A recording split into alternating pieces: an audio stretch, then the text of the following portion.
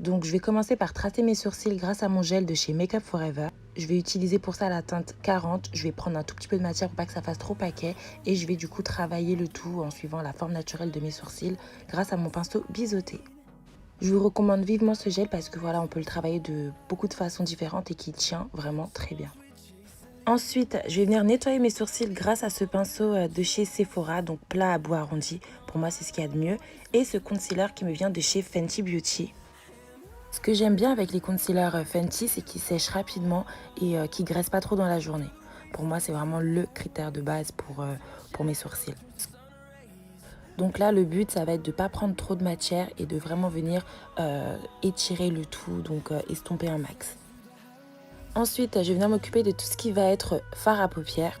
Je vais commencer par appliquer cette base qui me vient de chez P. Louise. Donc pour moi, clairement, cette base, c'est la base. Voilà, elle est très très bien. Elle permet vraiment au pigment de bien ressortir sur vos yeux. Donc la petite technique pour l'appliquer, c'est de venir tapoter la matière, vraiment sur toute la zone qu'on souhaite couvrir, jusqu'à ce qu'on ait un rendu lisse et homogène. Je vais venir ensuite appliquer une couleur marronnée. Donc je vais prendre ma palette NARS pour ça. Et si vous voulez cette palette-là, si vous cherchez du marron, vous pouvez que être satisfait. Il y a vraiment tout dedans, j'aime trop. Donc je vais venir appliquer le fard d'abord en tapotant en forme d'arc de cercle en suivant donc la courbe naturelle de mes yeux. Et ensuite je vais estomper. Le petit plus quand on estompe, c'est vraiment de venir s'assurer que sur le pinceau, il n'y ait plus trop de résidus. Pour estomper uniquement en fait la matière qui est présente sur les paupières. Ensuite, je vais venir reprendre une autre base de chez P. Louise en teinte blanche pour permettre vraiment à la couleur que je vais mettre de ressortir un max. Je travaille un petit peu la matière sur la paume de ma main pour pas que ça passe de paquet quand je l'applique. Et là, je vais la mettre uniquement sur ma paupière mobile. Donc, la partie de l'œil qui bouge. Ensuite, je vais venir donc attraper ma palette de chez Tarte. Donc, la couleur, on la voit pas tellement, mais c'est un beige un petit peu saumon, très clair, que je vais venir appliquer en fait sur toute la partie où j'ai mis mon ma. Donc là, je vais l'appliquer en tapotant comme ça, de manière très légère, pour permettre au pigment de ressortir un max, vu qu'on est sur quelque chose déjà de très clair de base. Ensuite, je vais venir tracer donc un trait d'eyeliner, donc ça va être un trait assez fin, pas trop épais. Ensuite, comme je veux quelque chose d'assez soft, glam, etc., très charmeur, j'ai opté pour prendre donc une paire de faux cils qui a des poils assez espacés mais longs. Je remets un petit coup de trait d'eyeliner pour vraiment parfaire le tout et que ce soit bien net. On passe ensuite au teint. Donc ce que je vais venir faire, c'est que je vais appliquer donc cette base Milk of Magnesia. Donc cette base, elle va avoir pour rôle d'assécher ma peau. Donc ce que je fais en général avant, c'est que je vais appliquer une crème hydratante pour vraiment nourrir ma peau d'eau un max. On passe ensuite à l'application du fond de teint. Donc personnellement, j'utilise donc le fond de teint de chez Anastasia que j'aime trop en termes de couvrance, en termes de tout, de teinte et tout. Enfin, ces derniers temps, c'est mon petit dada. Alors, en ce moment, mes fonds de teint, moi, je les applique avec un pinceau plat. Je sais pas, j'ai du mal avec la Beauty Blender. Je trouve que ça mange trop de matière. Et puis, avec le pinceau plat, on peut vraiment travailler, tapoter vraiment dans les parties où on veut, un peu plus camoufler que d'autres. Enfin, j'aime bien.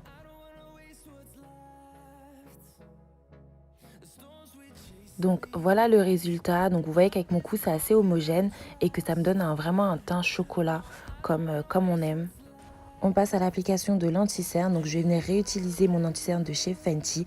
Je vous mettrai les références en barre d'infos. Mais bon après c'est utile sans être utile dans le sens où on a peut-être... Donc dans mon application de tout ce qui est anti-cerne, j'essaye de prendre pas trop de matière et d'estomper un maximum. Donc j'applique tout ça sur ma zone T et je vais venir estomper grâce à ce pinceau de chez Zoeva que j'aime trop pour estomper tout ce qui est anti-cerne. La Beauty Blender aussi, elle est pas mal pour jouer ce rôle-là. Et bref, donc j'estompe un maximum en tapotant.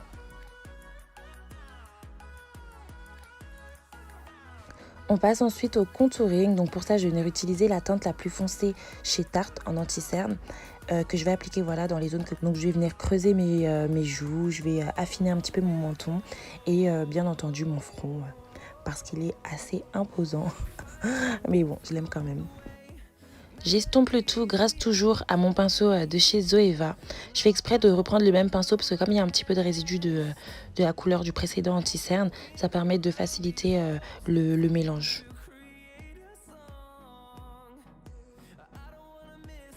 Donc là, je vais venir mettre un petit coup de crayon noir en dessous de mon œil pour permettre à mon œil de bien ressortir. Je viens ensuite poudrer le tout grâce à ma poudre libre de chez Huda Beauty que j'aime beaucoup parce que déjà de 1 on brille pas à la fin de la journée ou très très peu et puis voilà elle a ce côté là qui lisse énormément la peau et c'est exactement ce que je recherche donc c'est parfait.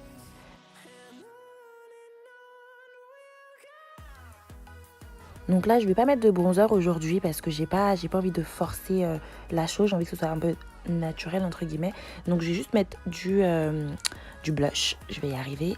Voilà, donc un petit coup de blush de la palette Zoeva. Et je vais mixer avec la couleur qu'on a pu voir très rapidement, un peu orangée, pour donner un côté un peu plus fraîche au look. Et je mets un tout petit peu de glow, mais genre très très peu. Mais c'est vraiment pour, voilà, apporter un petit peu d'éclat au make-up. Donc je l'applique bien dans les zones stratégiques, j'en mets un petit peu sur mon nez mais surtout pas sur le bout du nez.